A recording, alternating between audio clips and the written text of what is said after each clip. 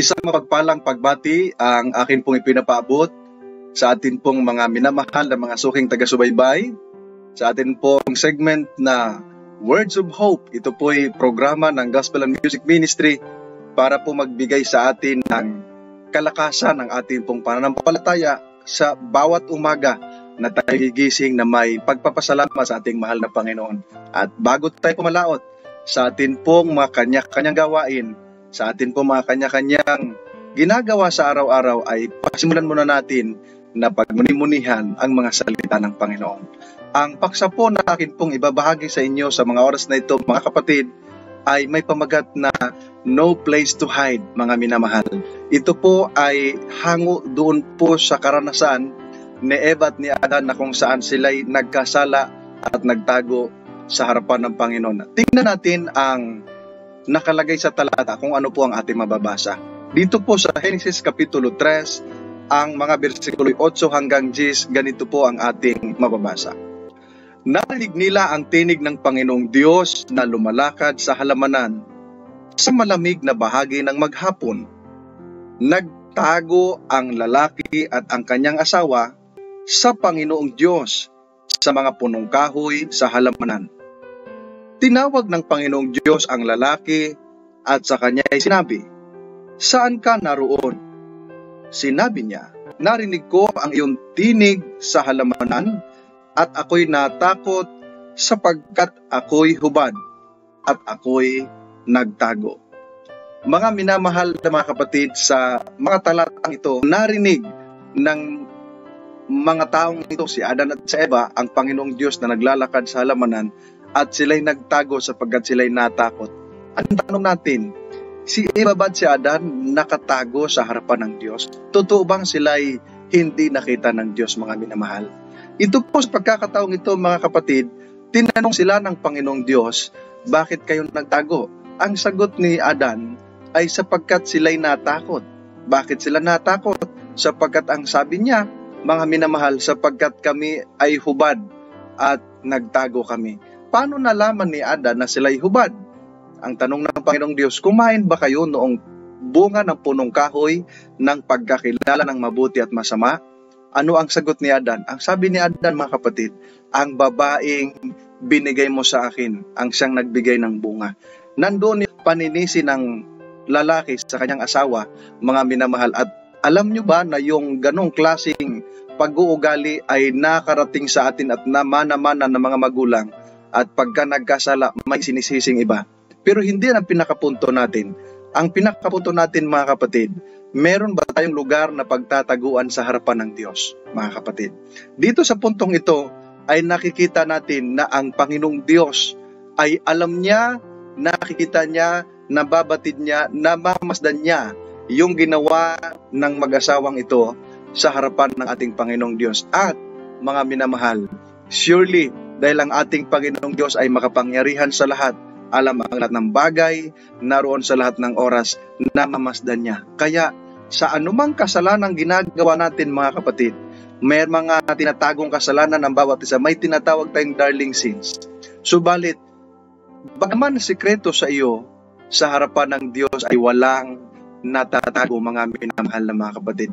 Malamang hindi alam ng iyong asawa, hindi alam ng iyong kapitbahay, hindi alam ng iyong kapamilya, hindi alam ng iyong kapatiran ang iyong ginagawang kasalanan. Subalit, batid ng Diyos ang lahat ng bagay, mga minamahal na mga kapatid. Hindi pa man natin sabihin sa Kanya, hindi pa man natin i-confess sa Kanya, maging sa mga kapatiran natin, sa mga mahal natin sa buhay, alam na ng Diyos, mga minamahal. Kaya nga ang wika sa Jeremias, Kapitulo 23, ang versikulo 24, ganito ang ating mababasa. Makapagtatago ba ang isang tao sa mga lihim na dako upang hindi ko siya makita? Sabi ng Panginoon, hindi ba pinupuno ko ang langit at ang lupa? Sabi ng Panginoon. Mga minamahal na mga kapatid, dito ay ang Panginoon mismo ang nagsabi. Ang wika niya, makapagtatago ba ang isang tao sa harap ko?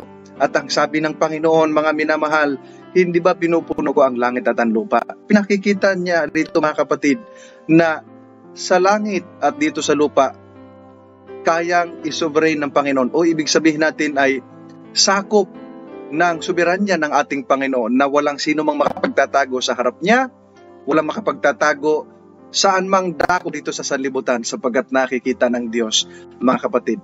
Naalala ko yung awitin na itinuro sa akin ng mga dumagat doon po sa Norsigaray, Bulacan. May awitin doon, mga kapatid, na kinausap mo na ba ang Diyos? Mga kapatid, doon sa lyrics na yon, sa tabi ng bundok siya'y naroon, sa tabi ng ilog siya'y naroon, kahit saan sa mundong ito siya'y naroon. Pinakikita, mga kapatid, na yung presence, yung mga mata ng Panginoon, nakikita ang lahat ng bagay. Ano man ang kasalanan na ginagawa mo, tago man ito'y hayag, nakikita ng Panginoon, nababatid ng Panginoon. Kahit yung mga magnanakaw, hindi nakikita, nalalaman ng may-ari kung sino yung nagnanakaw. Kahit na mawala siya sa mundong ito, ang Diyos ang nakakaalam kung sino, mga minamahal na mga kapatid. At walang naitatago, gusto kong sabihin sa inyo, walang naitatago sa mundong ito na hindi mahahayag. Wika po sa Lucas 12, ang versikulo 2, ganito ang ating mababasa. Ang sabi dito, mga kapatid, walang bagay na natatakpan na hindi mabubunyag at walang bagay na natatago na hindi malalaman.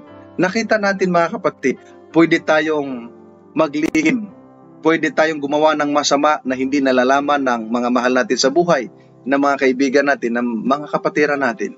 Pero hindi natin ito maitatago, hindi natin ito maililihim sa harapan ng ating Panginoong Diyos, mga minamahal na mga kapatid. Masama man ito mabuti, hayag ang lahat sa ating Panginoon. Sapagkat ang wika ng Biblia, walang natatakpan na hindi maibubunyag at walang naitatago na hindi nalalaman, mga minamahal. At gusto kong sabihin sa inyo, lahat ng atin pong ginagawa, mga minamahal, lalo na kapag ito'y kasalanan, kapag ito'y masama, mga minamahal, kahit ito'y nakatago, kahit ito'y sekreto, kahit ito'y nakalihim, mga minamahal, ang sabi ng Biblia, Roma 14:12, mga kapatid, lahat tayo'y mananagot sa Diyos sa lahat ng ating mga ginawa.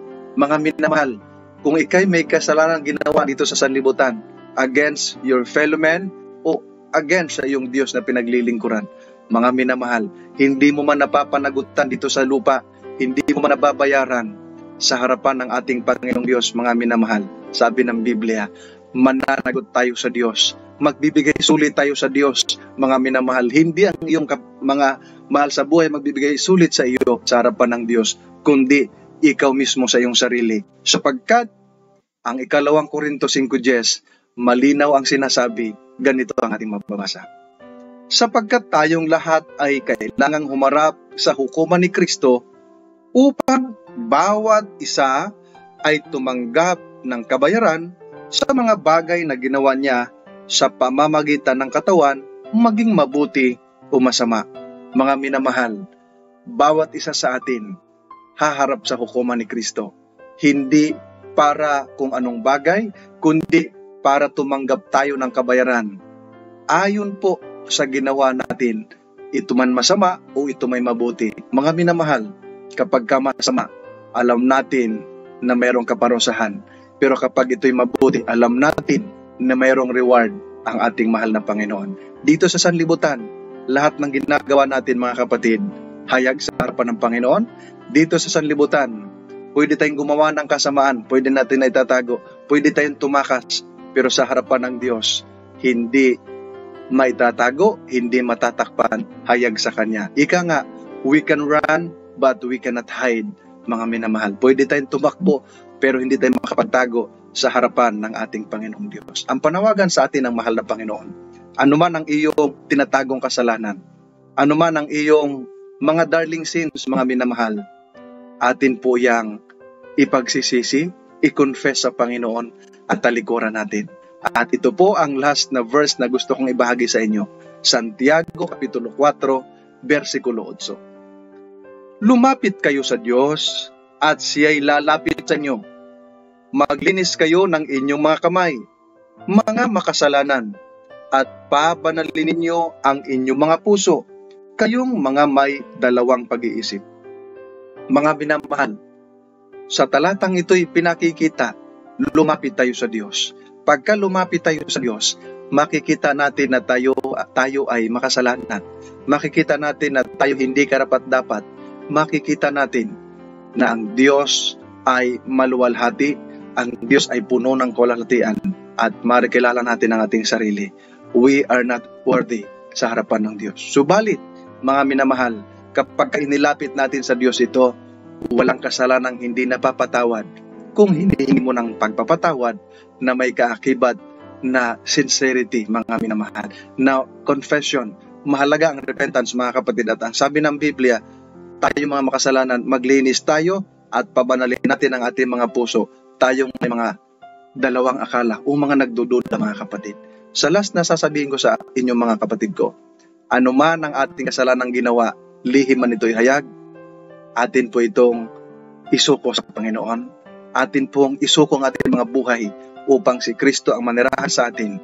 Lahat ng lihim at hayag dapat mawala na kasalanan na yon, at si Kristo ang mamuhay sa atin upang magkaroon ng kalinisan ang ating mga puso.